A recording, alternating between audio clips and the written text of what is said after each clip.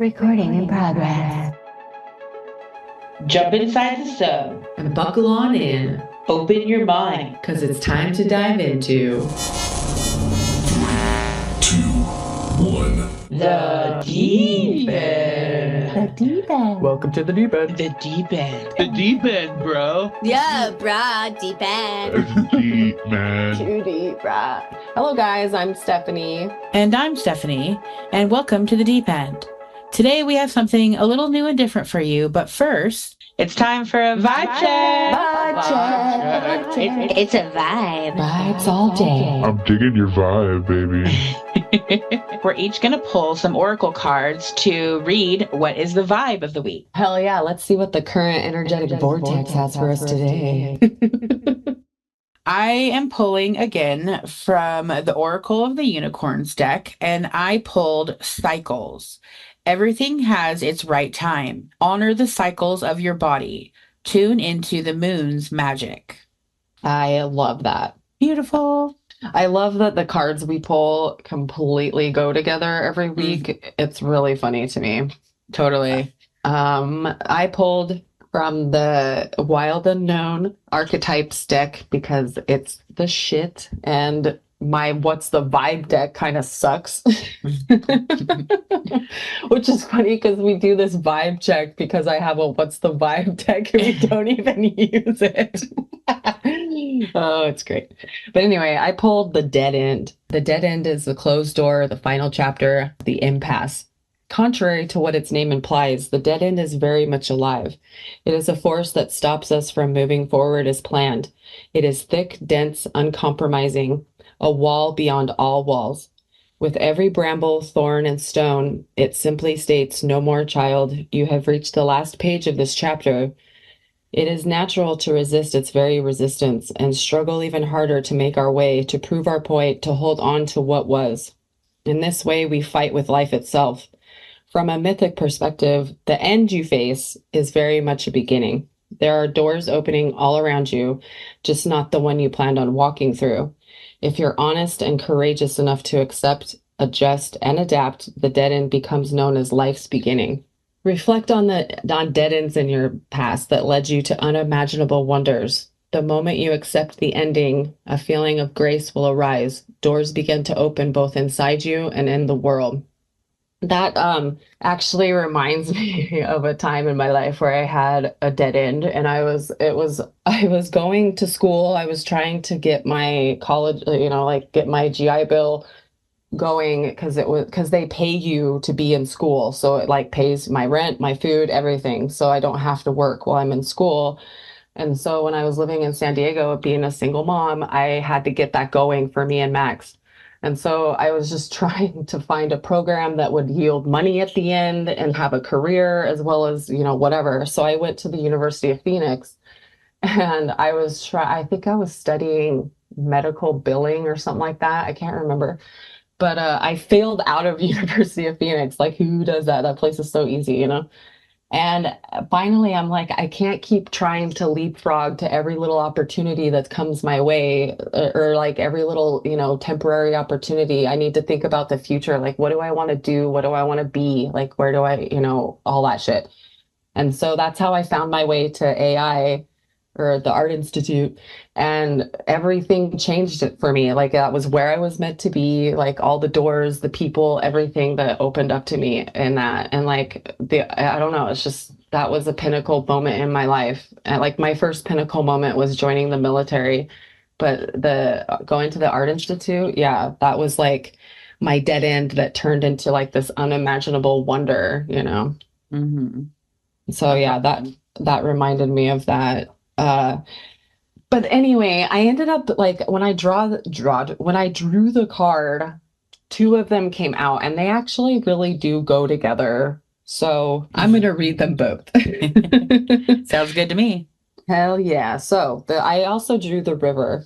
The reason so many rituals of change and rebirth take place in the river, it is forgiveness embodied in physical form. Without asking anything in return, the river washes away what is no longer necessary, smoothing over sharp edges and accepting all of our mistakes and grievances. Once we step in, we are no longer in control. The river carries us farther down the stream of transformation than we plan to go.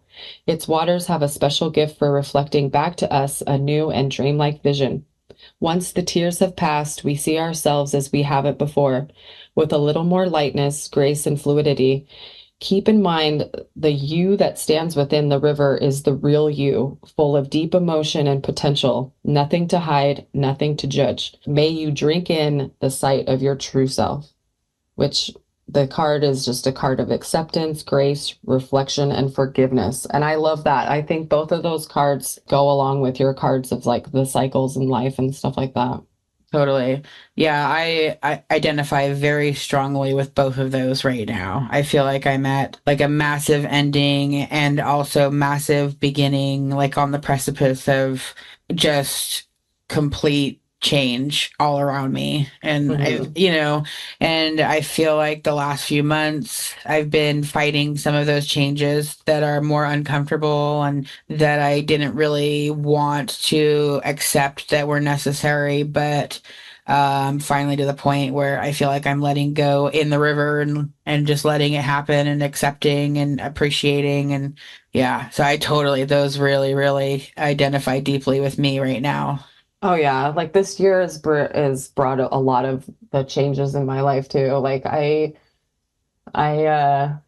trying to keep my train of thought going because I just took a hit, When I finally had the courage to leave my marriage, like things started happening for me. Like I started to come to life again, and like my art started to deepen, and like the healing started to truly take place, and like the career stuff started to get going, and like even the aesthetic around my house. Like I'm finally getting flowers and, things put where I want them to make it look nicer, because I don't know, everything's just kind of been like dull and whatever, but now it's like everything's coming to life again, it's like springtime after a really long winter, So both of those cards, I definitely feel both those cards. I actually, when I drew the river, I was like, oh, that's cute, because I took my kids to the river yesterday. Oh yeah. And so I was like, oh, that's cute, it's a sign. But it's like actually like, just sitting in the river, it felt really good yesterday. And I was like, oh, this is nice grounding for our session coming up this week. It was really refreshing. I know. I drove out there last week really wanting to have that experience, and it was way too cold to even think about getting in. So oh yeah, it was nice. It was so funny because I took the baby and I was walking with her, and she went just straight in and didn't even care how cold it was. She just kept going, and I was like, nice. Okay, here we go. Like it was so cute. She loved it. It was a little birthday weekend trip for her, which is a little shout out to my squishy girl. She turns 1 today. Whoop whoop. How cute. Yeah, happy birthday. But anyway, all the pictures you shared of her at the beach and the river are cute. Oh my god, yeah, she's so photogenic. She's so cute. Both the girls are. Anyway, but I was like, I had to do a bunch of squishy girl posts today, but by the time the episode's on, it'll be Wednesday. But her birthday's July 1st, and I'm just so in love with my little American girl. She's so funny. But, I feel like, you were talking about change. I feel like on this quest for knowledge, I feel like every day I'm learning so many things that completely blow my mind and change my perspective, that it's only understandable how my life is changing rapidly because my knowledge is changing so rapidly every day. Well, and like how important that is. Right. To just learn, and because the learning is a part of the growth, like. Yeah, and everything I learn just changes my perspective of myself in this world or in this universe or in this even existence. And, and then I just spent the last 4 days out of town at an event and binged Dolores Cannon's The Convoluted Universe, just book 1. And I'm just like, whoa, dude, that shit was crazy, so mind-blowing. It was so good. And I came back a changed woman, I'm just like, whoa. I know her work really changed my life. Like that was the beginning of everything for me. Cause I remember, there's this chick I follow on YouTube and on Instagram. Her name is Candice Marie, but it's Beyond the Veil Tarot and Astrology. If you're ever interested, she does like different transit videos, and she'll do it for all the rising signs so you can know like where it's taking place in your chart, la la la. Anyway, she was doing a full moon or no, an eclipse cycle one. And she was like, if you go back to 6 months ago or blah, blah, blah months ago, I can't remember what the time frame was. But she's like, if you go back to this time and see like what you're up to, like this is the culmination of that. And when I first started to like really listen to Dolores Cannon and the past life regressions and how the universe is and all that shit was at that time frame. And then the eclipse cycle started, and that's when I had my regression because I've been wanting one for years. And there was even a lady I was going to order, like do one with a couple summers ago, but she charges like $1,000, you know? yeah. So I was like, maybe not today. I was like, I might have to save up for that. Yeah. But yeah, like it was funny because Dolores, it started it all for me. And then when you said you were listening to the audio version, I'm like, dude, I should totally do that while I clean these rooms. Cause I'm always just listening to the podcast or like listening to Bashar, but I'm like, damn, I should have been listening to her book. Cause I downloaded Audible, got an account, and like now I'm listening to her book too. It's like, oh my God. So good.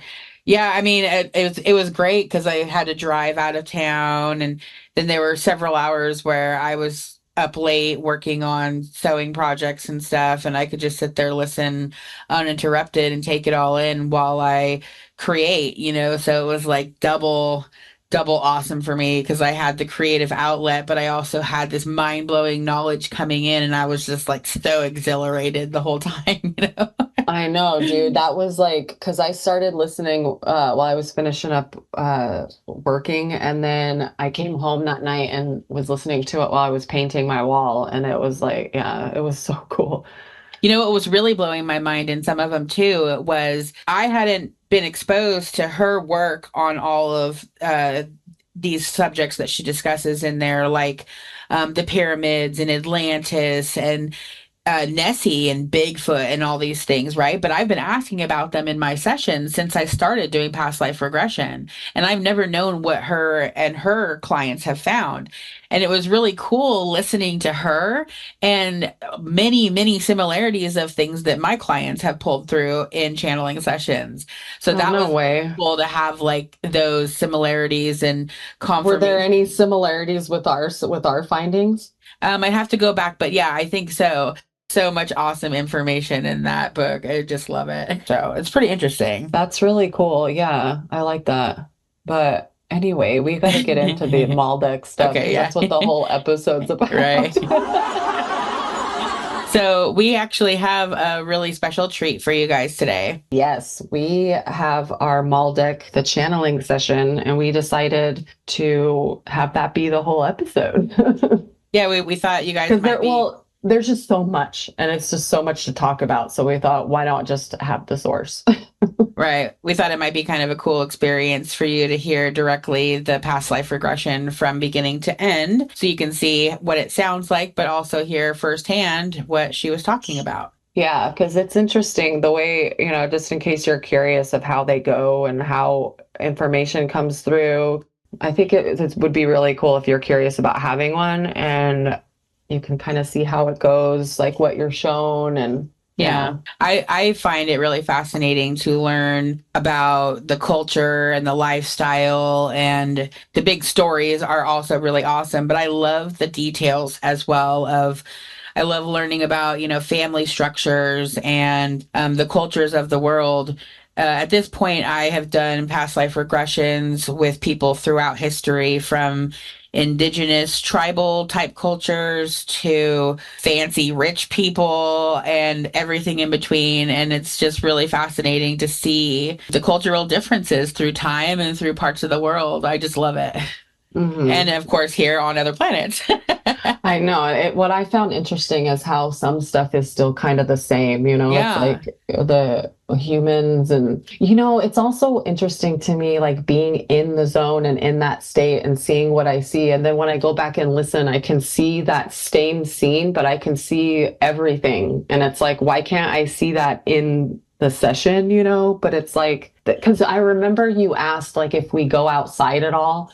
And I really felt, I didn't say it, but I felt like it's just cold. It's so, like, that's why we wear a lot of the robes and stuff. And so I don't feel like we spend a whole lot of time outside because of the weather, you know, it's just too cold. you know.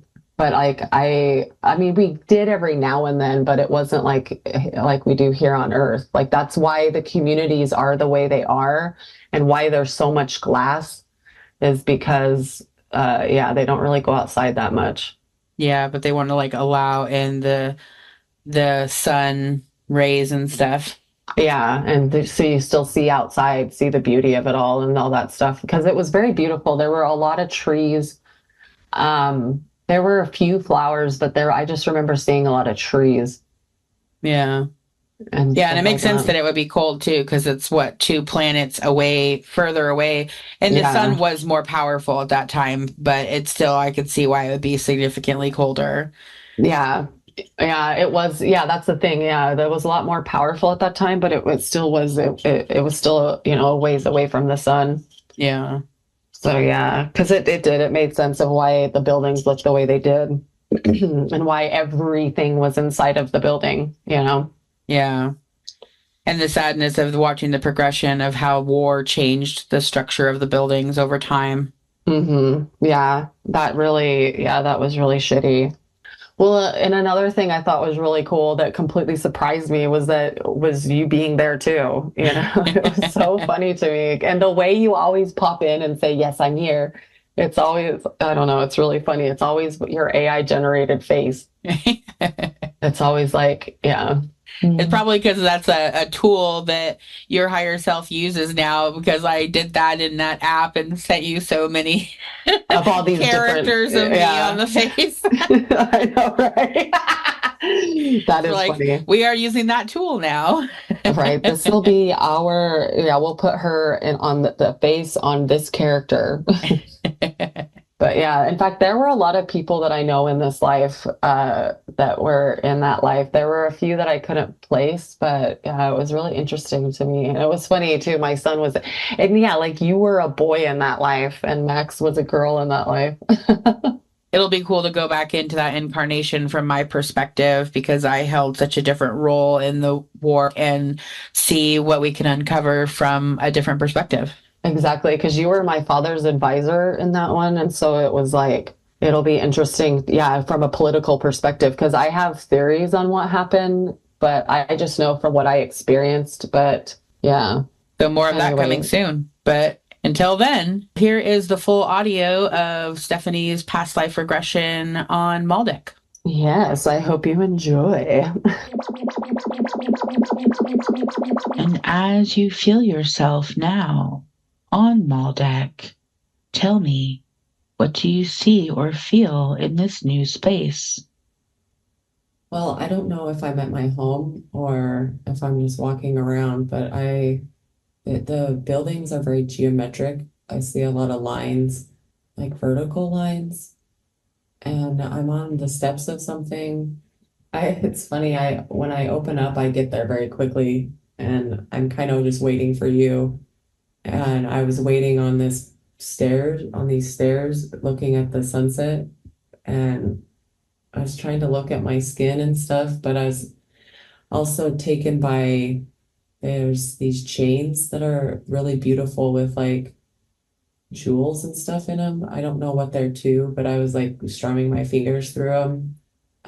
They're not free flowing, they're kind of tied, like they're looped. Like in public or attached to you? They're like on a building, and Oh, okay. I can't see where they're attached to. I just am playing with them, like strumming my fingers through them, but I'm kind of checking it all out. I'm just looking around. There's like, I don't know where I am, but it's at a building and I'm on the steps, just kind of, Okay. And do you see other buildings around you? yeah, I feel like, yeah, maybe I'm at my house. I don't know. There's just, I'm on a large staircase, but it's just, there's a big openness around me. Like I can see trees, I could see other buildings, but they're more shaped like triangles than they are squares. And there's a lot of glass and color, and the glass is colorful. Mm, And it's not like shiny reflective. It's in a way where the sun doesn't bother you, but it's very much a lot of glass and a lot of color. I see like purple and orange and red and stuff like that. mm, okay. And do you see any other beings around you? I don't know, not on where I am. So perhaps I am at my house. I don't know. I don't feel like there's anybody around me. I Okay. just am sitting on this staircase. And when you were looking at yourself, what did your hands look like? They look like the usual hands. I can't see what color my skin is, but I feel like I look like a human. Okay. Yeah, I'm wearing like robes and stuff. Mm. I can't tell, where what ends and what begins, but I just see a lot of clothing that's just kind of draped everywhere, and and it's tucked in places, and like I feel like I'm wearing pants, but yeah, there's just a lot of flowiness. And can you tell how old this body feels at this point? Like an older teenager, but yeah, I feel like I'm kind of like a teenager. Okay. And do you feel like a male or female? I feel female. Are you wearing any jewelry or anything on your body other than clothes? The only thing that's grabbing my attention is I'm wearing a weapon on my side, but that's about it. What kind of weapon? It's a light weapon. I feel like my first thought of a lightsaber, but it was like, no, it shoots things. So yeah, but maybe I'm wearing more than one weapon. I don't know, but I feel like there's one that you swing and there's one that you shoot. Okay. But they're light energy weapons. They're not like what we have here. I don't feel like it's ammunition. I feel like it's just something that shoots energy. And how about your hair? What does your hair look like? It's long and it's brown, and I feel like I'm wearing a cap, or not really a cap, but like it looks like a thick leathery style headband with like aviator, like they look like goggles, like something an aviator would wear, but it's up on my forehead and my hair's kind of like around it, but it's long. Yeah. And does anything else stand out to you in this setting on this day? She just wants to know, she's just like, I'm pretty badass. Like she's really tough and she's proud of it. Like she doesn't really have a lot of fear. She's really Nice. adventurous.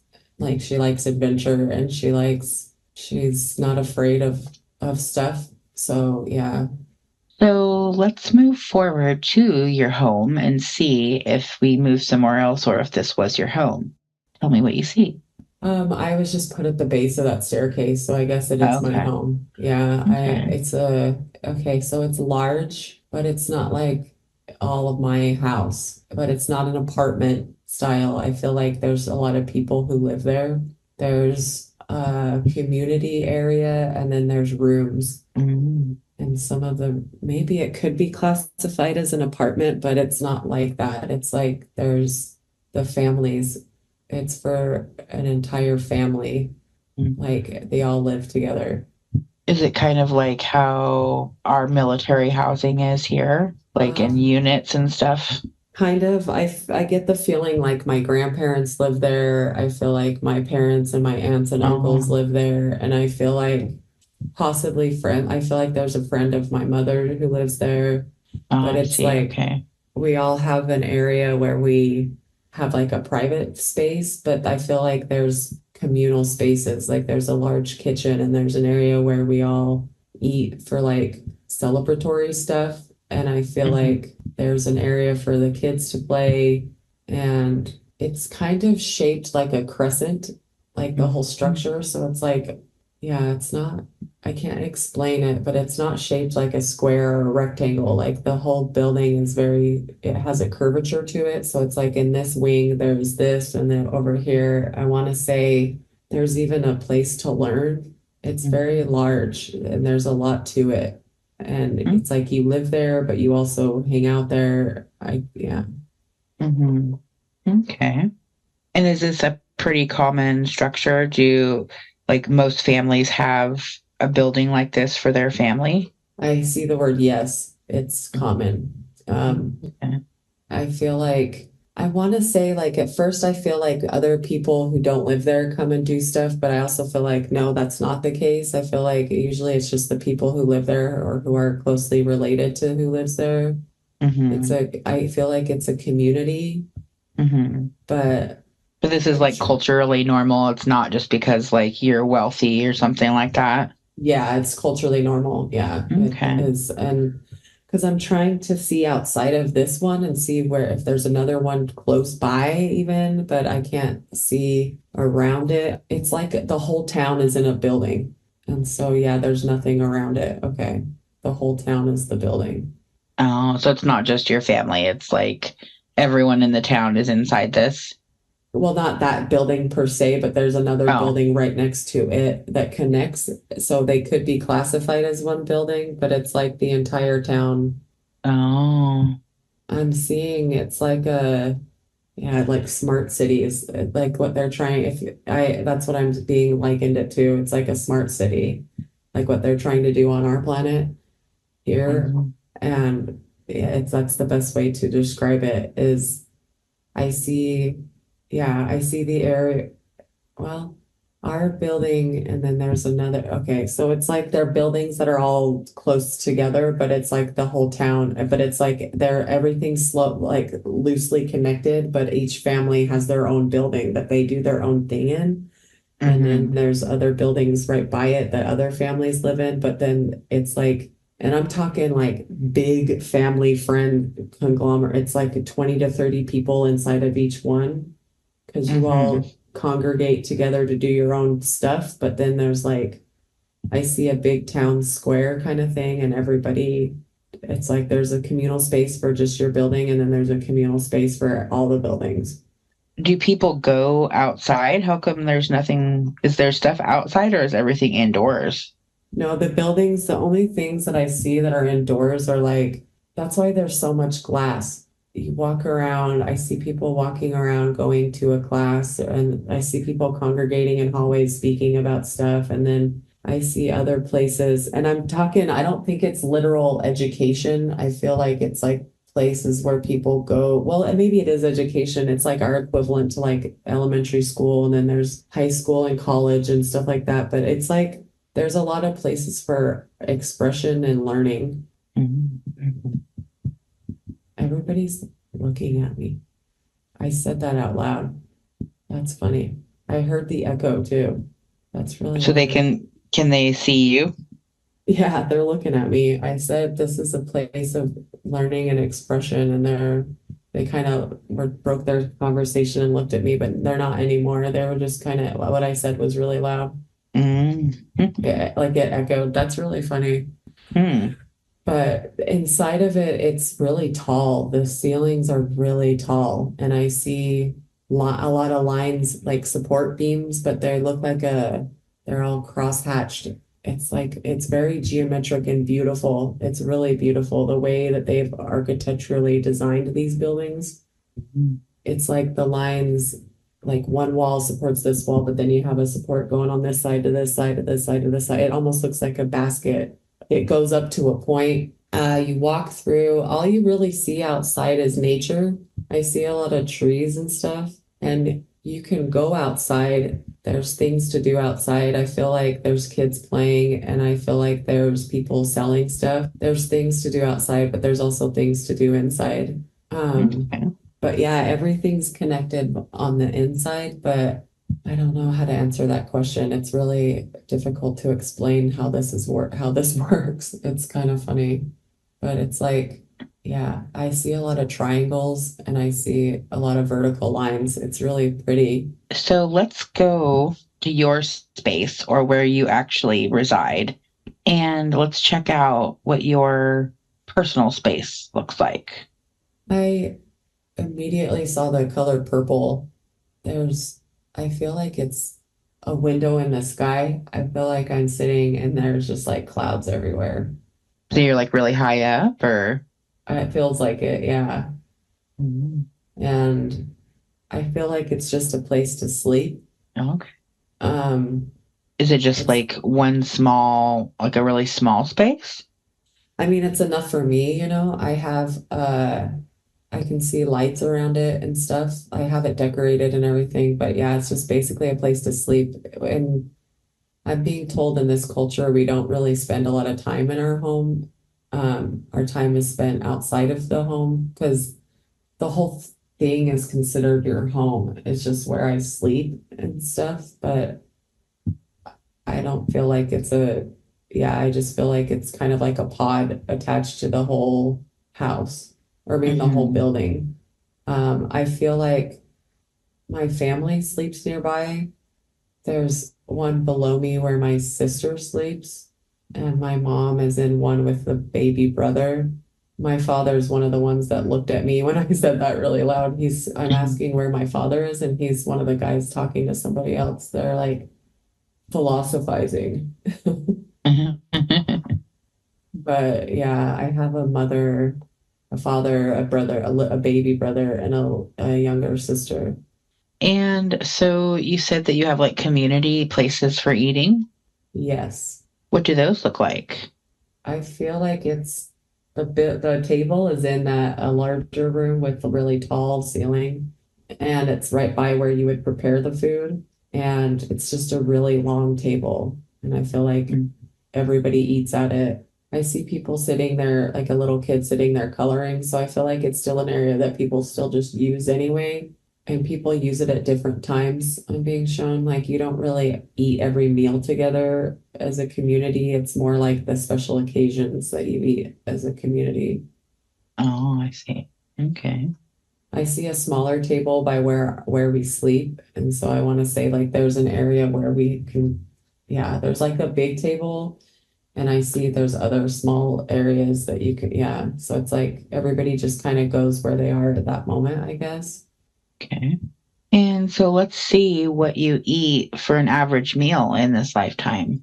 I don't know if I guess I'm being shown, it's just like the local animals that you catch, I guess. I see a frog for some reason, but I see like fruits and vegetables that are native to that planet. And I see, yeah, there's meat, so it's kind of like what we eat, we eat what is available on the planet.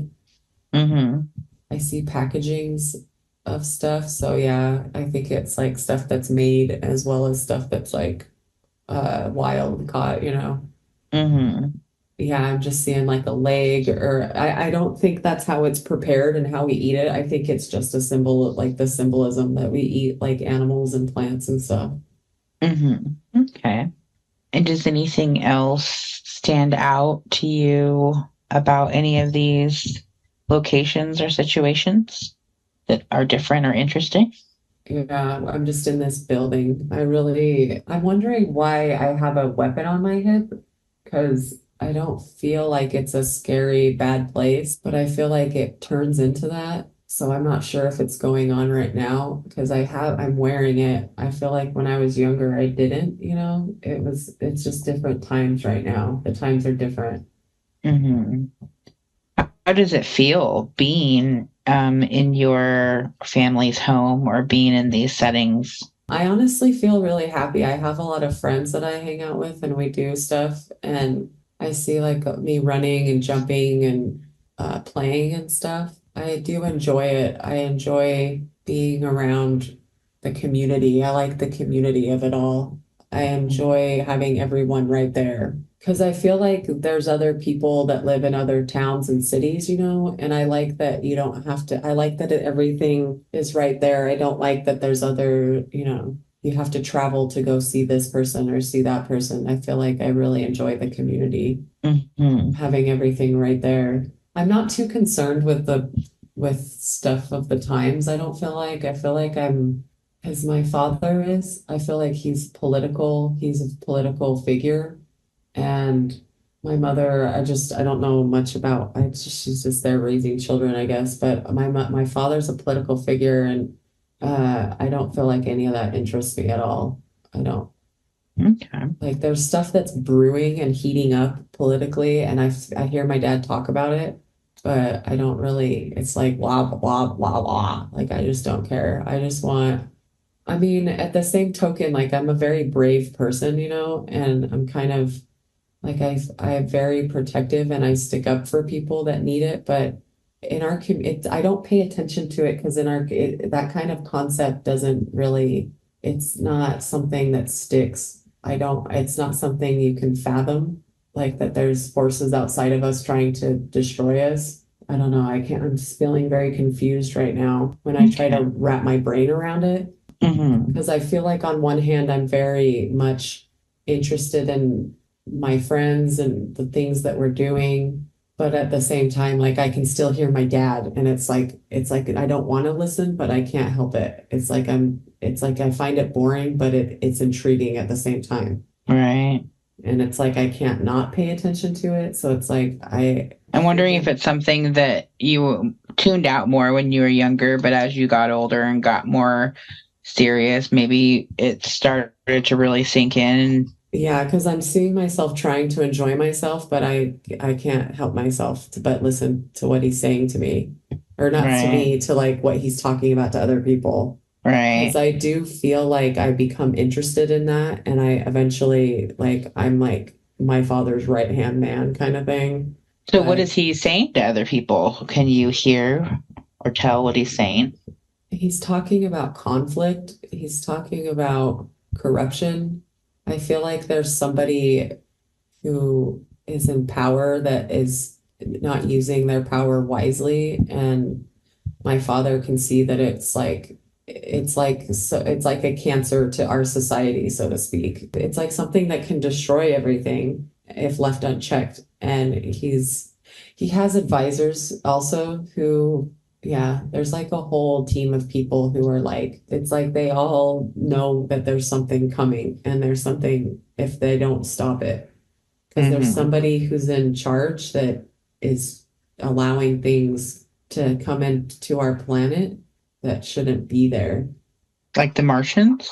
It could be. I just see people coming down, like I could see people trickling in, and it's like Mm, the spaces they occupy turn black. It's like it kills the prettiness of what's around mm, us, and it all turns black. So it's like I feel like there's minds that are being polluted so that in order to take over, and like there's an agenda, mm-hmm. they want our planet. Okay. And it's been something that's been brewing for a long time, and it's gaining momentum with the other towns, like other people. I see like broken buildings and glass and stuff. Mm, And so yeah, the fight is getting closer to our community, and my father's trying to prepare me. He wants me to okay. help fight. Yeah, because I have, yeah, like I have a personality that's, I don't have a lot of that I'm afraid of. And so that's like the perfect, perfect formula to be a good fighter. It takes a lot of bravery, Mm-hmm. and he sees that in me.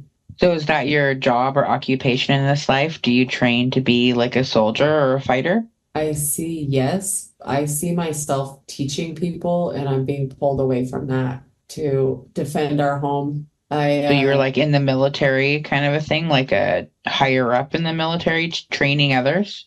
No, not like that. I feel like I was a teacher to Mm, my community, and I mm. got pulled away from that to defend everything. I feel like the able-bodied men and women were pulled out of whatever they're doing to defend our home. So are you able to see in this situation who you are fighting against? Well, I feel like it's somebody from another planet, so it could be the Martians. Yeah. I don't feel like they're of our planet. I just see them coming into the atmosphere. Honestly, it looks like did in Avengers, when in the first one, when they opened that portal and they were just coming in the sky like that? That's what it looks like. It just looks like them falling from the sky, and they're just, but it's not that literal. It's like more secretive. It's like nobody's noticing that it's happening, but that's how they're coming, is through a portal, and they're just, here and falling from the sky, I guess. I don't know. That's what I see. Mm, okay. That's interesting because I would think if they were coming from Mars that they wouldn't need a portal. They could just come across the sky. So I'm wondering Yeah, if I they're mean, coming from like, is it like the reptilians coming from like a totally different star system? yeah, they look like reptilians. Yeah. They look like a bunch of fucking Ninja Turtles. Like they have, not Ninja Turtles, but they have like something on their backs that just reminded me of a Ninja Turtle. But like they look like big, thick action figures of reptiles. they're coming through a portal. I mean, they have ships and flying mechanisms and stuff, but that's how they travel is just they're just there. They don't really fly into the atmosphere because they would be noticed. And what do their ships look like? Well, I can see them. They're just like looks like a bunch of triangle lines. They're just like little pod looking things. I see a little bit larger ones that look silver. There's just a lot of geometric lines. I can't see them very clearly. And then how did you fight them? Did you have your own pods or did you have to hand combat or what method did you guys use to fight them?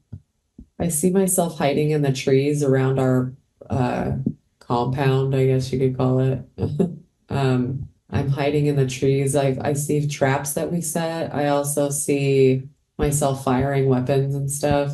When we originally looked into this, I saw myself flying in the sky also. I was flying something and shooting while I was flying. So there were moments too where, yeah, and it's just like a circular craft that with just one person in it. Mm-hmm.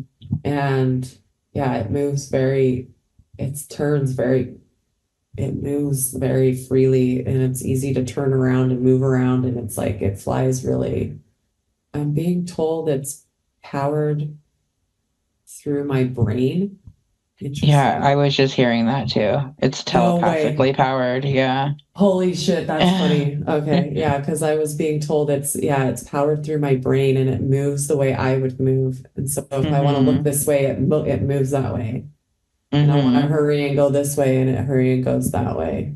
I feel like it's an advantage over the enemy. I don't feel like their craft moves that way. Oh, okay. And so, yeah, like I shoot a lot of them down and stuff, but I see some damage to my home. But for the most part, yeah. You're able to protect it and keep them at bay. Yeah, like I see us cheering a lot. Like when I'm in the trees, we hold off an attack and I see us cheering. And how many of these battles do you fight? Do you have to fight them frequently? I feel like every so often it happens, but I feel like when I'm in the trees is one time, and then when I'm in my pod is another time. So I feel like this goes on for many years, and it happens frequently as time goes on, like it gains more momentum and stuff. Because I feel like the one when our community got damaged, that was a big battle, and it's like they happen all the time. In fact, I want to say I don't feel like the people live there at that point. I feel like we're all kind of scattered in the woods. And it's more hiding because I feel like the threats are getting closer and closer. It's getting harder and harder to defend ourselves. But yeah, I feel like everything just gets more and more until eventually everything is destroyed. So let's move to the first important day of significance in this incarnation, just to try to understand some of the key days. I see myself, I'm looking at the stars, and I feel like I'm in my bed, but like my window, I open it, like I'm looking from the ceiling, I guess, just like kind of wondering what's out there. I feel like the conflict has started by then because I do have my weapons near me. I'm kind of wondering I don't know why I'm opening to this because I can't see very much. I feel like there's something that happens that night. Do you see them coming? Well, I can hear something. I heard something and it grabbed my attention. I look down and it's like there's one of them in there. Oh, really? Like in your pod? No, in the whole, because my pod is open to the community and I feel like they're walking around. The enemy is? Yeah. And like he sees me and I see him and like we look at each other. He's like, I see myself jumping down, but he like runs. Well, now I see everybody. My dad's awake. He has my mom. My dad's telling me to stop and he's trying to talk to him, but he's not speaking to him. It's like they're telepathically communicating, and he kills my mom and then takes off through the ceiling. Or does he take her with him? I feel like I could see her with him. I think that's what kind of fuels me to like, because after that, yeah, that's when I start flying and stuff. So you're trying to rescue her from them? I don't know that I ever see her again. Because, sorry, this is all kind of jumbling up right now because I can see That's my okay. dad talking to him and I can see, So your dad's talking to the reptilian?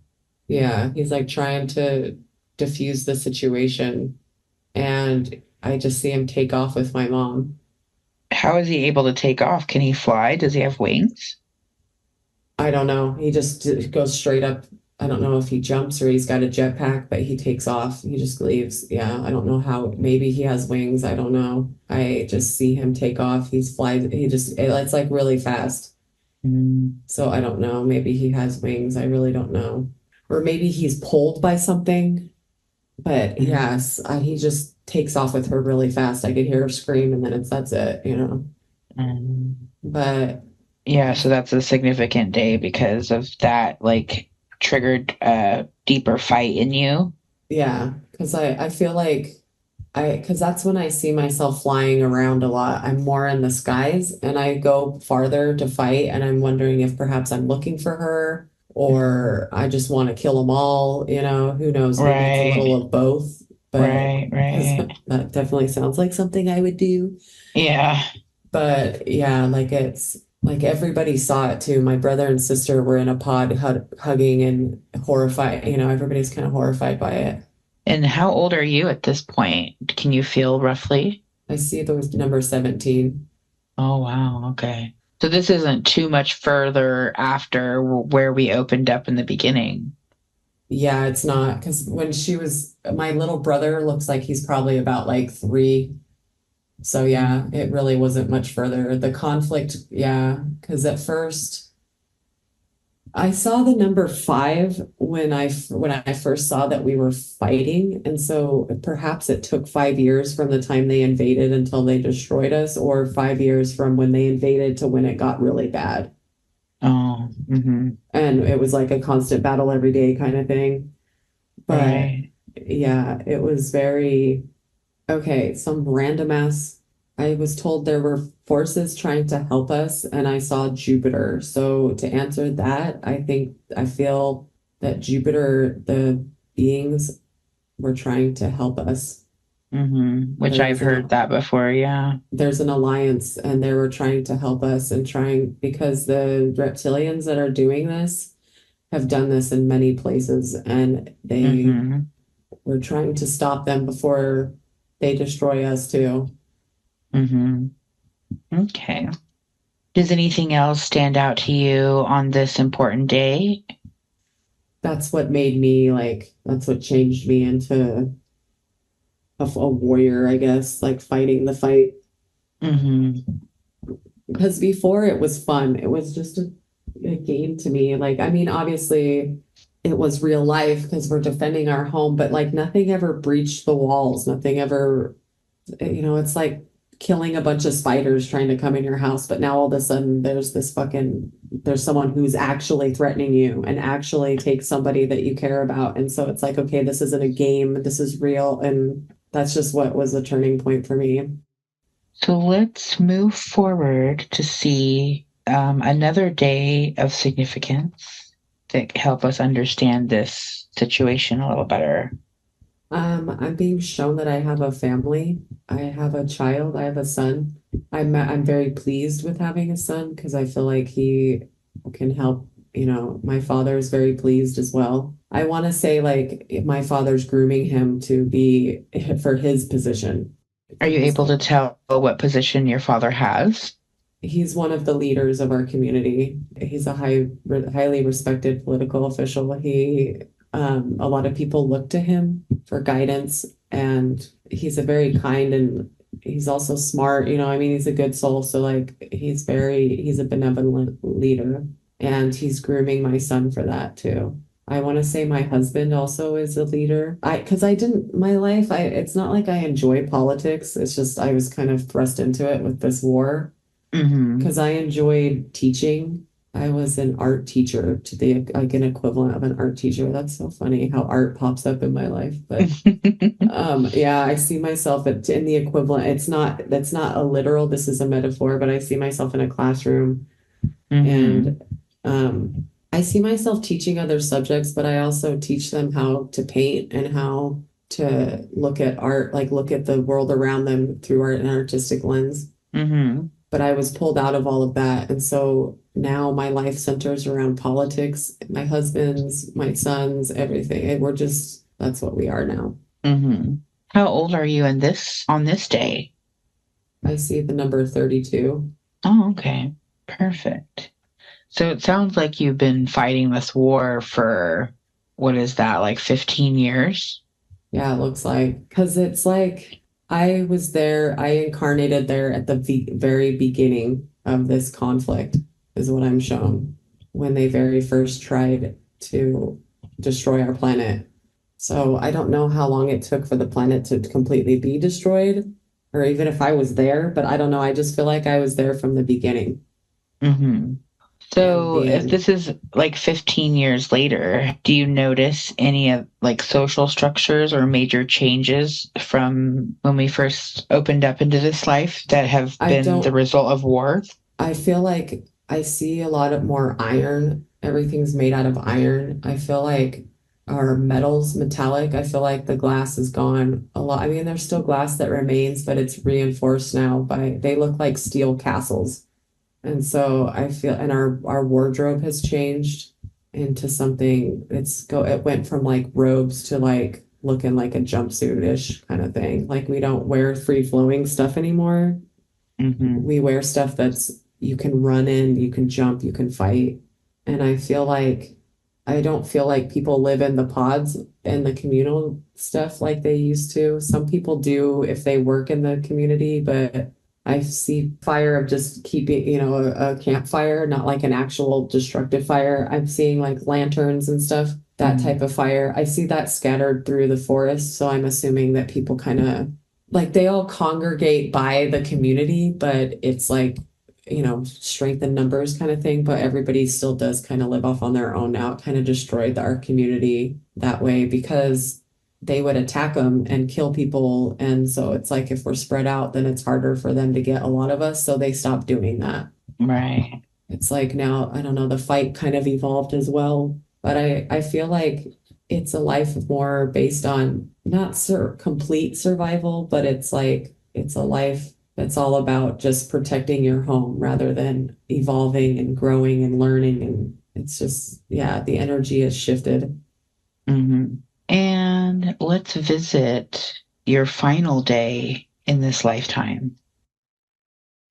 Immediately, I'm in my ship. I'm flying, and I'm not sure how old I am. I'm in my late 30s, mid to late 30s, but I'm fighting. I can see myself shooting, and something hits me, and I can just see myself going down really fast. I'm trying to get out, but something's stuck. And I can see the ground getting closer and it scares me. But then I immediately was like, it's okay. It's like that dream. It's okay. I'm just going to go through it. It's like I calmed down for a second and everything stopped. And I was just like held on to my heart center and was just like, I'm not going to crash. And I opened my eyes and everything, it was like going through water. That was weird. It was like, I'm falling and then I stop falling and I gain my center and then I crash through water kind of thing, but not literal water because I was fighting over the ground. But I just went through it like going through water. So you're basically shot down in battle. Yeah. So you weren't alive during the actual destruction of the planet. No, I don't see. Yeah, but I do feel like my soul could have been there, but I don't know. I do know what happened to the planet. I do know because it did happen.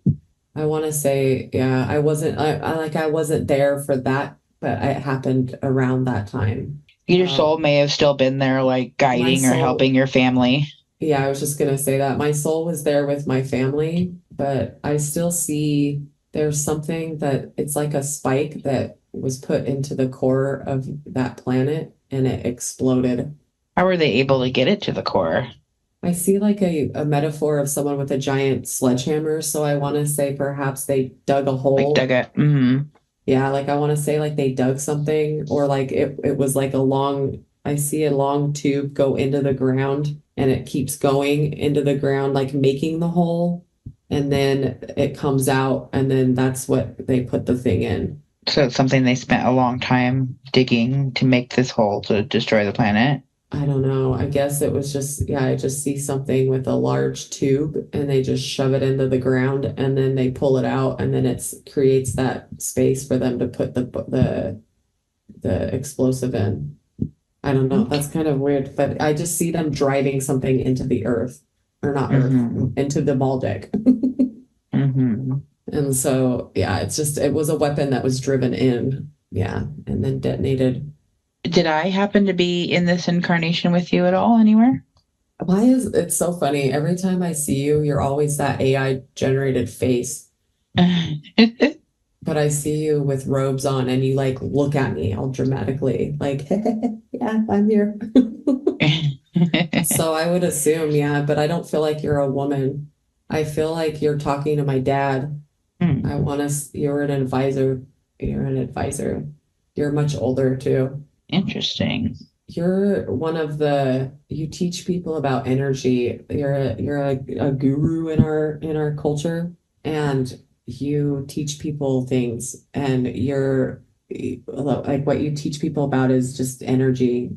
And I can't go expand on that because the concepts are really advanced, but I feel like you and my dad work closely together, but I don't feel like you were part of the fight. Okay. But I feel like you were there. You witnessed it. Yeah. I was trying to fight it from a different angle, maybe. That was Yeah, older. because you understand, because you teach about energy and our weapons are made of energy. And so I'm wondering if that's the correlation that I'm trying to put together, because you work very closely with my father, and you teach about energy, and that knowledge that you have, it has to do with our weapon, because I see what you're teaching and then I see the weapon on my hip. So I feel like there's something that has to do with that. Okay.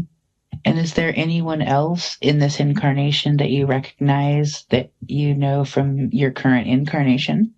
I feel like I know the dad, but I'm not seeing the face. I see Max. Max is there too. He's one of my best friends.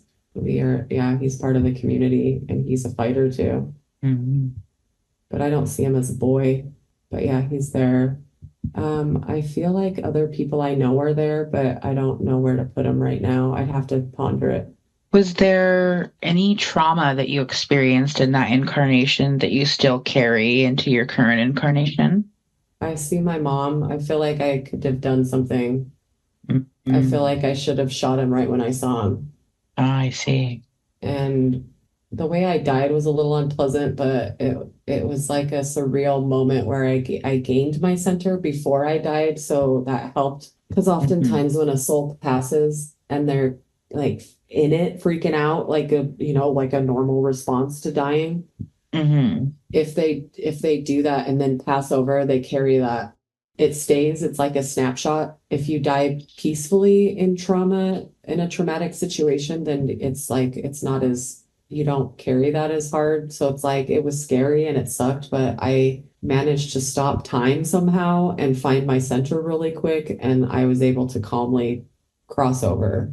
So it's like I feel like I have a lot of trauma around watching my community just die. Like the people around me who died, watching everything go from beautiful color to like stone, iron, metal, hard metal, that really just disappointed me. And I didn't like that. Like watching something come in and just completely destroy my way of life, like that was really hard. But I think the main trauma is my mom. I carry guilt. I felt like I could have saved her. I feel like I could have stopped. I mean, I feel like I should have just shot him right when I saw him. Mm-hmm. And what about after that life, once you're in the spirit realm and you look back on that, do you view that situation any differently? I feel like I just keep saying the words, there's nothing you could have done. But I am not seeing who's saying it and I'm ignoring it. It's like I refuse to believe that. I feel like in my soul there's something I could have done. I don't want to believe that there really is nothing I could have done Mm-hmm. because I was looking at the stars and then I heard something break and I hurried and I looked and I saw him and it was like there was a moment of time that passed where I could have grabbed my gun and just shot him, but it was like I don't know, maybe the humanity side, like I don't know who he is. Maybe he'll just run off. Like that's kind of an, extreme thing to do, but it's like he's in my home. Why not shoot him? Mm-hmm. So because I kind of just was observing, I was processing the information, and while I was taking the time to process, he ended up, snagging my mom, Right. and so it was like I feel like I took too much time to process that information, and I feel guilty about that. So perhaps, yeah, there's some guilt that's deeply wrapped up in that I need to get rid of because I feel like he was there to do that anyway. So it's like there's really not a whole lot I could have done. Right. Can we go and visit your healing space and try to heal from some of that trauma? Yes. Okay. Let's go to your healing space and see if we can work on removing that trauma and upgrading your code to help completely heal. And as that's happening, can you describe what you see or feel? I see it's always black smoke, but I see myself fighting them and I see the look on my mom's face. I see the whole scene, and I see battles and stuff, like that kind of fighting and everything. It's just like, sorry, And is it being, you're fine. Is it being released? Yeah, I'm trying to tell if that's the rest of it, but I feel like Scotland's in there and it's not all the way, but that's a lot of my war trauma. Because that life, I carry actual trauma from battle, and so is the Scotland life. The samurai one, I didn't. It was the trauma outside of battle. Mm-hmm. But I see like a lot of the hand-to-hand fighting and stuff that is being released into the smoke. It's like, I don't know, because the way of life on that planet, it's a planet that's very much about it's a higher everything higher, like there's a lot of love, there's a lot of art and beauty, and it's just like to have it go from that and to incarnate into that and to have everything turned upside down into something that it's not, it was really jarring on my soul. I went there for a life Is of that evolution. Does that where any of your anger stems from? Yeah, I feel That contribute to it? I do, because all I wanted was a life where it's like I just wanted a happy, chill life. Like I came here to evolve and to grow and to learn, and it's beautiful here, and I can't do that. And it's like I have to fight, and I have to fight, and it's like I'm tired of fighting. And I almost feel like I went on that planet because there was no fighting. I didn't want to fight. Yeah, like I feel like that planet was a higher civilization and they kind of evolved past all that kind of conflict, and so that's why I chose it. Yeah, like I didn't want violence, I didn't want any of that, and that's what came to our doorstep, and I was thrust into that, and it made me very angry. It was like somebody else's agenda ruined mine. Yeah, I am very angry about that. So let's see if we can release all that, as much of that energy as we can. And would they recommend, do you need to do a healing ceremony to release it completely? Oh my gosh, is that her? That's funny. It's my grandma. I wonder, yeah, my grandma, the one who's my guide.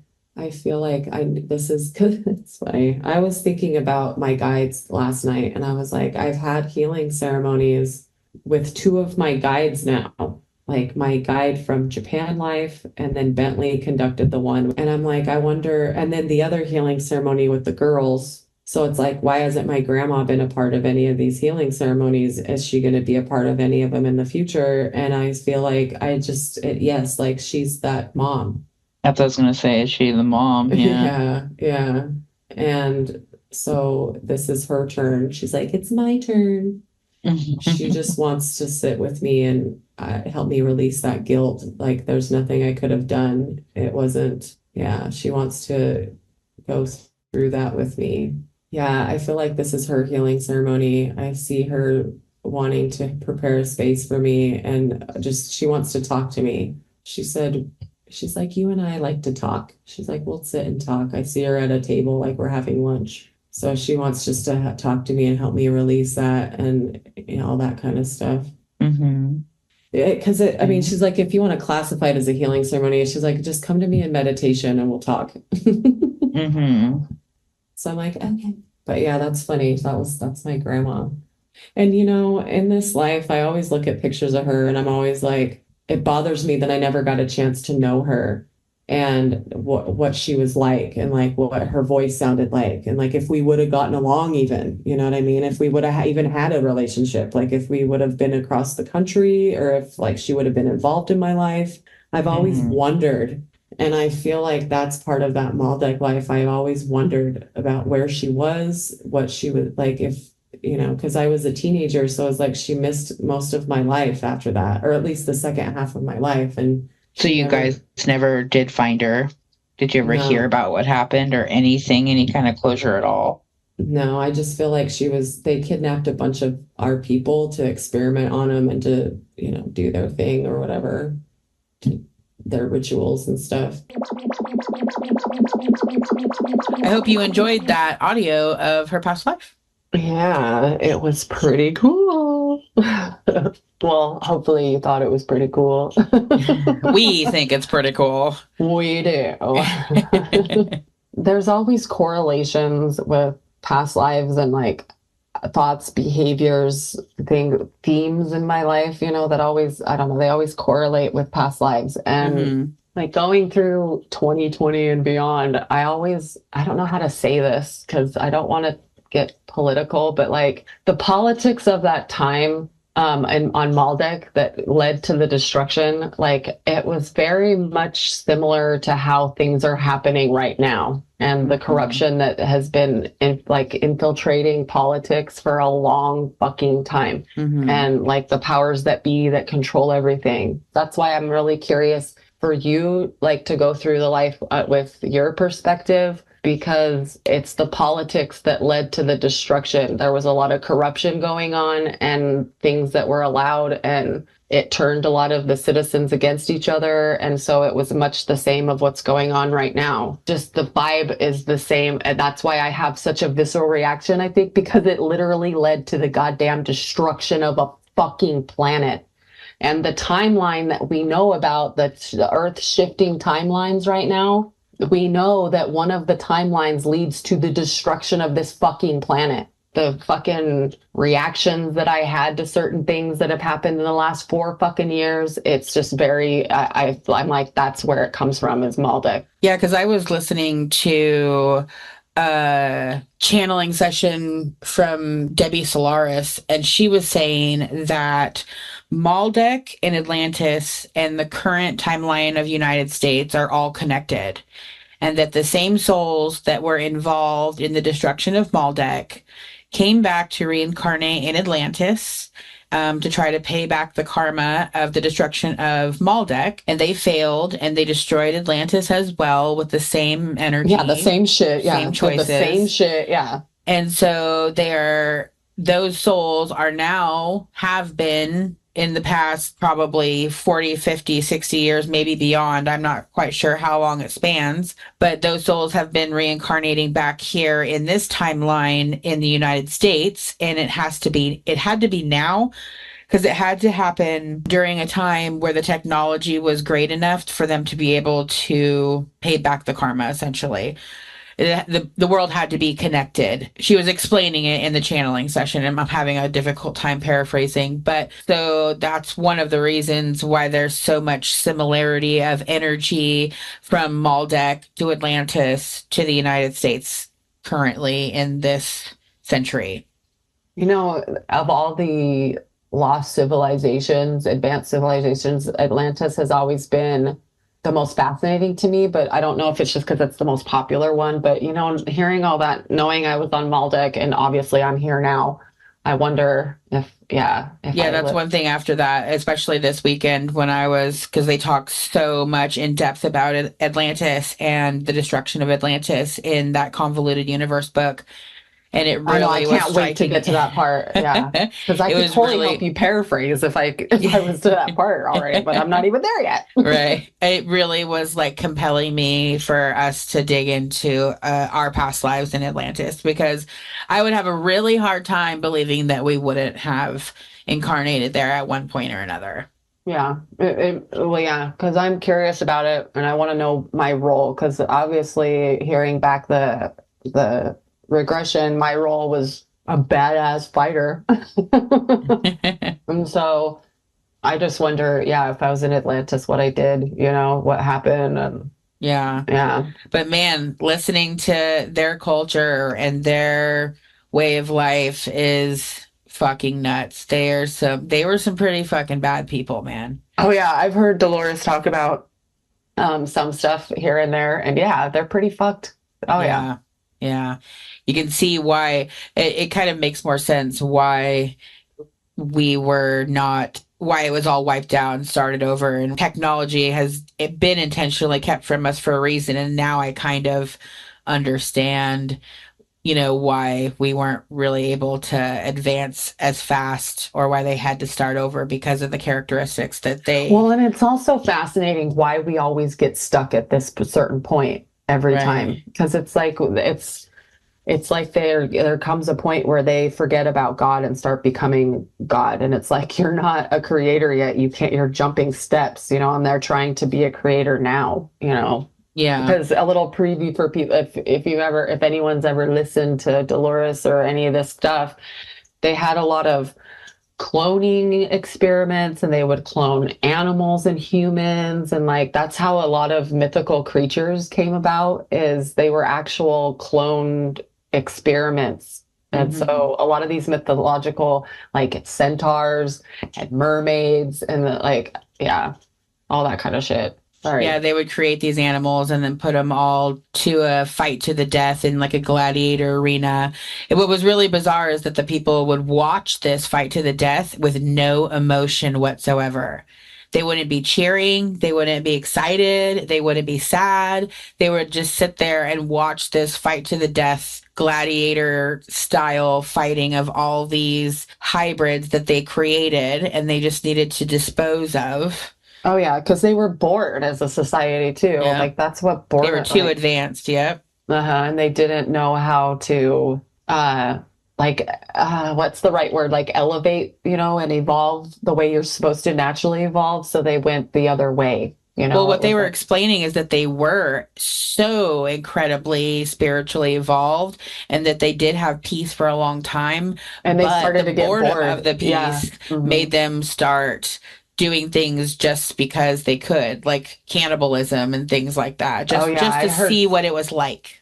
Yeah, I heard that stuff. Yeah, because it's like too much good. They needed. That's why you have the balance and duality, of the good and the bad. And it's like they had too much good, and it created that. Yeah. Yeah, wild. Definitely. Pretty mind blowing. But yeah, back to Maldec and the past life regression. But I think, it bears saying, the similarities, that there really was a lot of similarities between the issues that they were up against. Well, yeah, and a lot of it too is I felt like there was a lot of corruption going on, and so I feel like it's the same corruption. It's like the deeper you go into who's really controlling it all is, what happened there too. Right. Because it's like the reptile, they've done that in many other star systems. Like I wonder if they're the ones who wiped out the Andromedans, Oh yeah. Or did you ever see that on the show? I'm not there yet. I don't know Yeah. who wipes them out, but I thought about the reptilians. So- They're always up to no good. Yeah, basically that was my understanding. Was it said that they advanced really rapidly and they were really peaceful, but that it drew in other species that were looking to fight and conquer, and that their world was destroyed by warring species that weren't from there. So Yeah.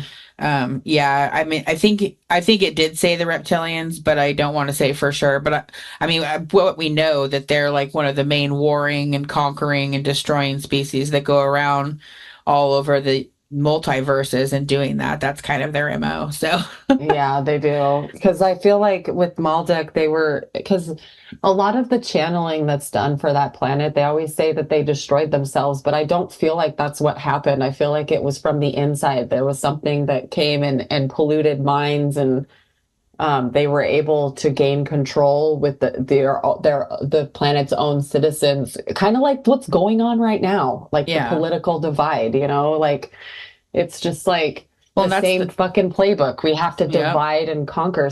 yeah, this time around, I'm totally checked out. I was one of the major fighters on the last couple elections, and I don't want. I I'm haven't checked been out giving it completely. any of my energy at Mm-mm. all this time around. Me either, because it's all fake. It's just bullshit. It's all theater. Okay, it's just stop. Yeah, I feeding just don't into want to that. buy into it, or like, Yeah, like I'm just not stop putting that paying energy attention, out because anymore. that's the fear timeline. Like, just stop with that timeline. Just unplug, let it go. Fuck all that noise. Like, seriously, it's just that's the fear timeline, and I am 100% checked out of that shit.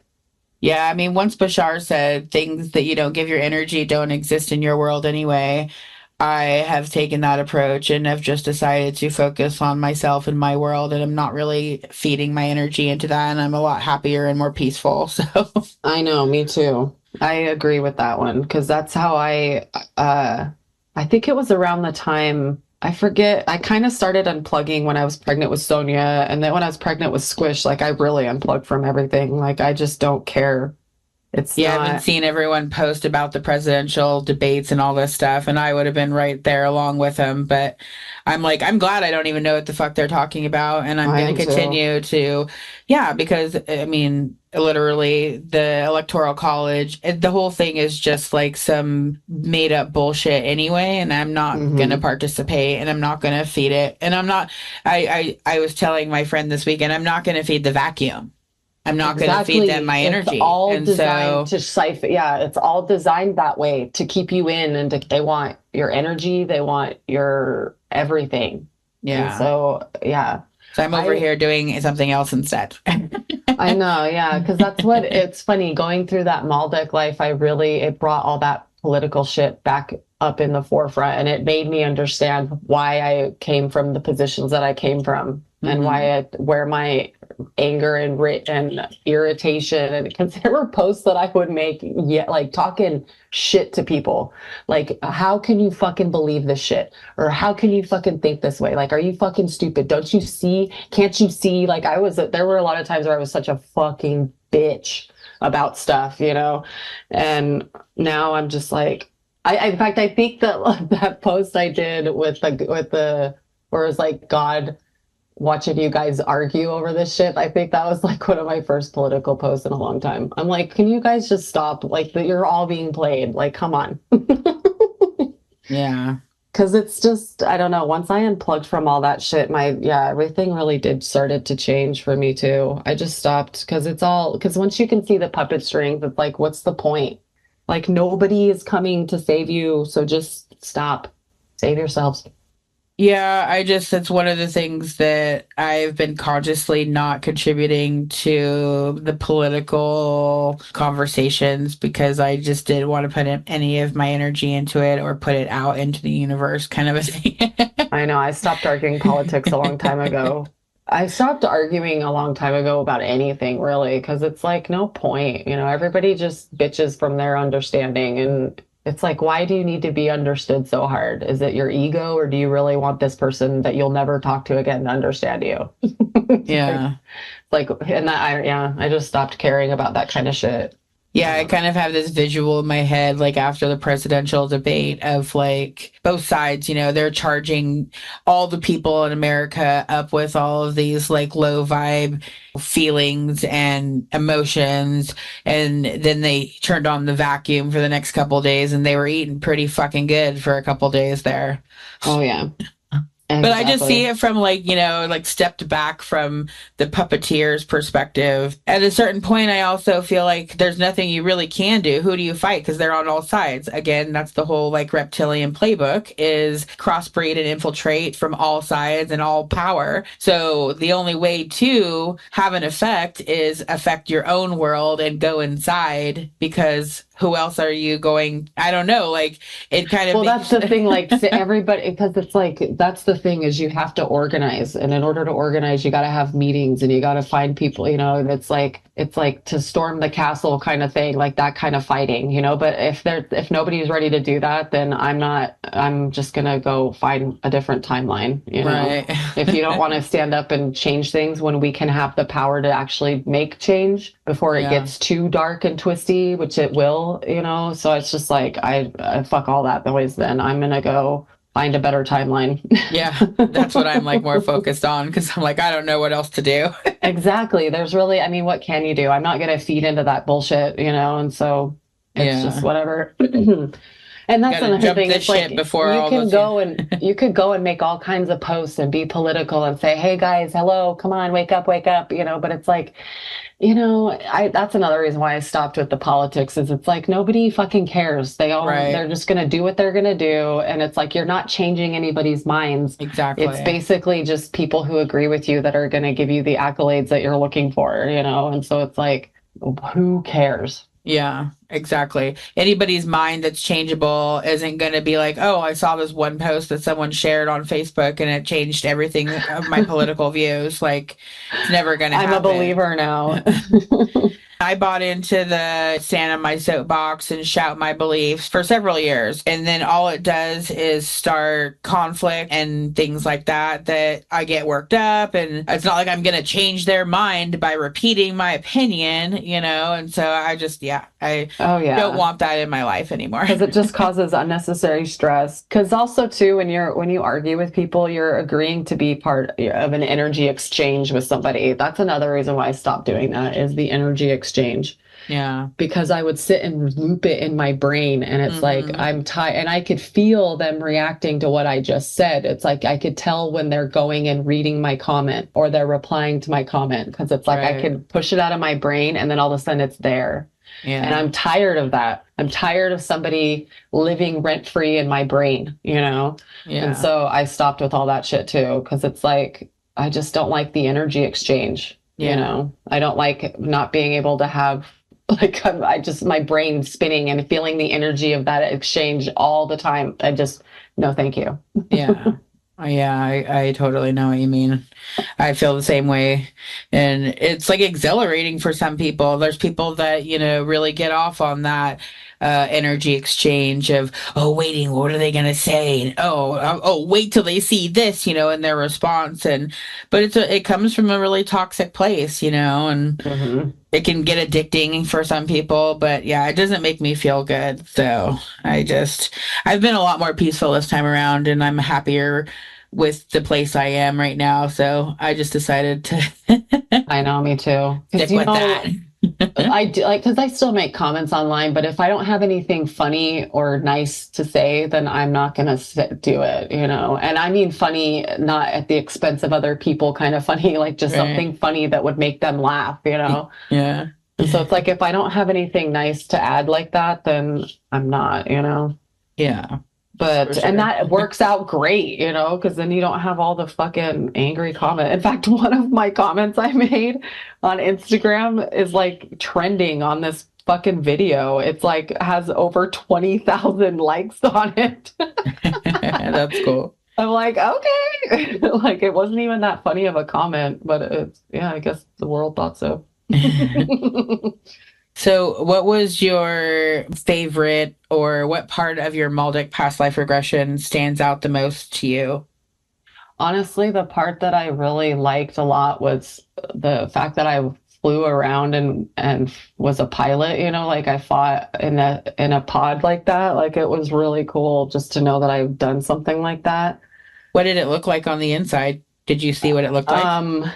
Not too much. There was just some control. It was like the windows, and then there was a skinny control panel, and then just where your legs go, but there was like screens and stuff. It looked almost holographic, maybe. I don't know. Another part that I really loved was just the shapes of the buildings and the glass and stuff. I thought that was cool. But I also saw a channeling video where they were saying that it was crystal. It wasn't glass that was on their buildings. It was crystal. Oh. And I'm like, because it wasn't as shiny with the sun. So I thought maybe they did something to the glass. But remember that necklace I said is made of Swarovski crystal? Uh-huh. So I was like, maybe that is the link to Maldec, is the crystal necklace, and the windows were crystal, because they stick out to me. Like I want to paint the scenes, but I'm having a hard time with the abstractness of the painting. So I probably won't get the painting done in time to have it as the image for this episode. But like, I don't know, I want to paint those windows and like what the building looks like. It's really cool. Yeah. And then another comment that stuck out to me that made me laugh is when I was saying how everybody joined the fight. I said my husbands, my children, and I'm like, well, husbands. I was like, did I have more than one husband? Which I don't think I would have, because it was a very masculine society. So if anything, I don't think I would have multiple husbands. I think they would have, if anybody was polygamous, it would be the men. But I don't get that vibe. But I just thought it was funny. I was like, did I have more than one husband? Yeah, that would be interesting if the buildings were made of crystal. They said that in Atlantis, the reason that the city appeared to glow was because it was made from a concrete type of a solution, but the rock powder was ground crystal. Oh, and they would attach like a gel into it. That's how their city was made out of crystal. It's because they made a concrete gel that would harden into any shape that they wanted. Oh, that's cool. So that would be pretty interesting. I would see that they had similar technologies from both places. So I could totally see that being the case. Oh, I know. That would make a lot of sense. Yeah. And then the crystals were able to absorb the energy of the sun and light their city, even at night. Yeah, I think that's cool. Yeah. You're going to love when you get to the part of the book where I'm at. So my whole drive home yesterday was, it gets brought up because this indigenous man goes hunting and comes back with this creature that no one's ever seen. And they talk about how this creature and this hunter were both at this intersection of dimensions at the same exact time in the same exact place. And they were both able to he was able to go into the other dimension, but the creature, and then kill this creature and hunt it. But the creature's body was enough of code where he was able to bring it back into his timeline, but he didn't know that's what he was doing. Wow. But usually, if you go into an alternate timeline or dimension and you attempt to bring something back, not knowing, then it will literally just disappear, turn into like energetic dust fragments when you go back through. But so it's incredibly rare that this body would have had the genetic makeup to be able to come back through to this side. And this body, they use it in this tribe for generations and generations with religious practices. So they had the skull and the skin and like proof that this thing existed and that it had never been around on Earth before, right? And they start talking about explaining how every single choice you make, even it's down to as when your nose tickles, do you itch it or do you sneeze? Literally creates like An a thread alternate- of yeah. timelines. I know. And then That's they what- just that's go what and blew go my and go mind. and go. That's what blew my mind when I was taking that salt bath that one night. I was smoking a joint and I was like, huh. And so I started to really think about that and it just spiraled and I'm like, no. Yeah. And so they said Yeah. it's like a never ending like tapestry of but infinite in every direction. But you can imagine it as Well, like some the threads timelines of will implode or cave in on each other and stuff like because like if it's like a decision that you decide to make or like like it could be if you decided not to make that decision or if you something like an intrusive thought pops in your head and that creates a fucking timeline, you know? yeah. But I Like also all have the it, possible ways you could have dealt with that intrusive thought is a possible timeline. exactly. And those timelines end up imploding and whatever because it's nothing. It turns into They made it sound like they well, I once mean, they once run it their exists, it exists forever. oh well, I've heard her say that some of them they'll stop existing. Like those Oh. timelines will run their course. Like it could go on for a long time. It could go on for 5 minutes. I'm probably about halfway through the channeling session and then we had to go in. I was waiting for everyone to come to dinner, but that's what I listened to the whole drive home and then when I was waiting for the crew to show up for dinner after unloading. So, but yeah, it's pretty fucking cool, man. Well, I have a theory on the whole thing is like, because I know from just my own understanding of things is, when you die and you go through your life review and you could like go through your life and see alternate scenarios of things. Oh. And I'm wondering if you get the alternate scenarios quotes, where they come up with those, are those timelines, are those alternate timelines? Because when she said that, I was like, oh my God, I wonder if that's the source of information in your life review. If like, oh, I could see what would have happened if I went this way, or I could have see what would happen if I did this, and I feel like that's how you're able to see that. Yeah.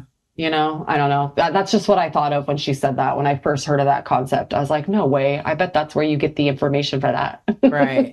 Well, that's also learning it that way is confirmed by how Bashar says that we are literally switching timelines every second with every choice, so, it all kind of like makes sense together that, if I don't know, it's, you could basically create it with your thoughts and your choices, Mm-hmm. Oh yeah. Yeah, for real. So it's been pretty mind blowing. And then the chapter I think before was the only thing that stands in the way of your like highest powers of telepathy, of levitation, of body morphosis, like shape shifting and stuff is literally the belief that we can or cannot. That's all only thing. They said that humans still have 100% the ability to do all of these things. Every single one of us does. Yeah, just whether or not we believe it. Oh yeah. And well, that's another thing too, is you could say, okay, well, I believe I could be a hawk right now. And then, oh, I'm not a hawk. It's like, no. You have to practice though. That's what I was saying is it's not just us like all of a sudden I'm going to say this. It takes practice. It also takes unwinding that limiting belief that's ingrained in your subconscious. Yeah. Because you could say, okay, I'm going to go on a course of shapeshifting into a hawk right now. And you put yourself on this course. You have to believe it with every thread of every depth of your soul, even in the subconscious, which takes a lot. But yeah. But that also opens the door to, remember what you were talking about, how they tried to make the consciousness go into an animal and then come back to a human and they couldn't do it or something. So it's like, how would that even work? Like shape-shifting into an animal? Like, is that the same kind of idea? Yeah. Or is that a different idea?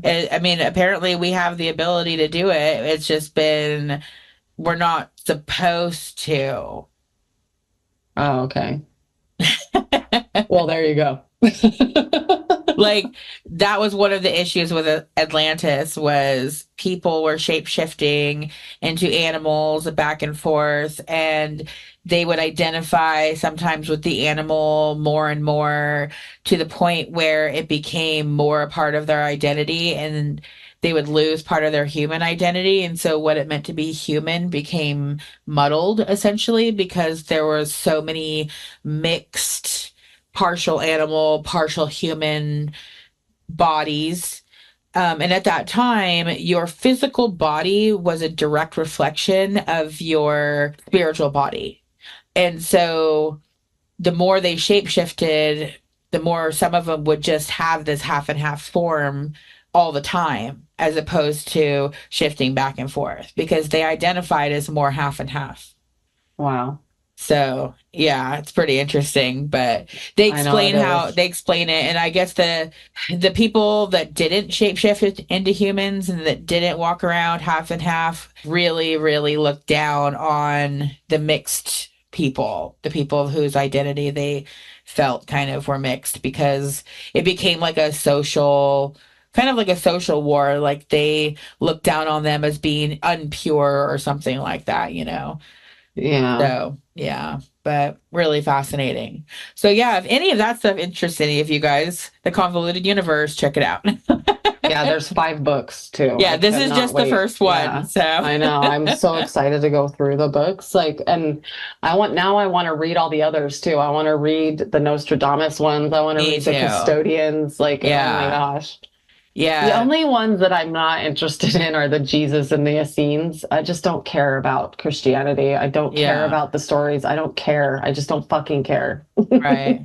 Yeah, I'm not really interested in those either, but I have I had a lot of Audible credits because I hadn't really listened to many books since I was going through my training. So I went back on there and I have now I have the Nostradamus series and a bunch of these convoluted ones all in my queue lineup ready to rock as soon as I'm done.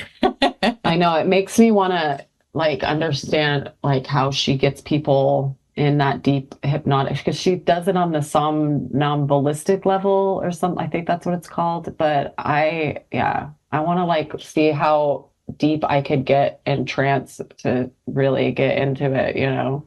Yeah. I mean, I guess it'll come with practice and the more we do it, you know, but yeah. Yeah, for sure. We also wanted to let you guys know that we have some of your questions answered in our session, but we were going to put that in next week's episode, in episode 10.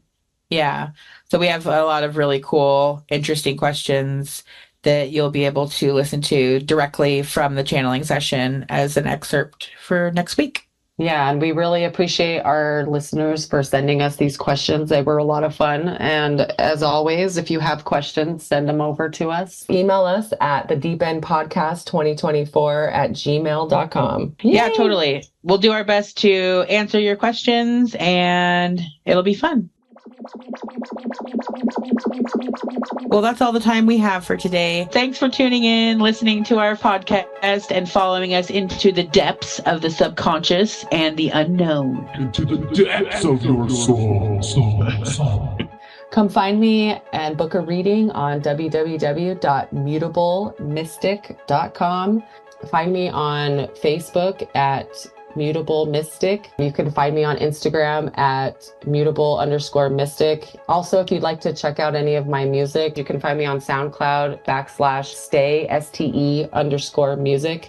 And you can find me on TikTok, YouTube, Instagram, and Facebook under Quantum Healing with Steph Green, and book your own past life regression session, or you can send me a message on Facebook and we can talk about what you have in mind. And don't forget to like, follow, and share the Deep End Podcast on Facebook, TikTok, YouTube, and Instagram. Thanks for tuning in today. Hell, we can bend your mind next time. Always remember to ground your feet in the dirt and enjoy life with those gratitude glasses on. Pass this on. The Deep End. The deep end. Welcome to the deep end. The Deep End. The deep end, bro. Yeah, brah, deep end. Deep, man. Deep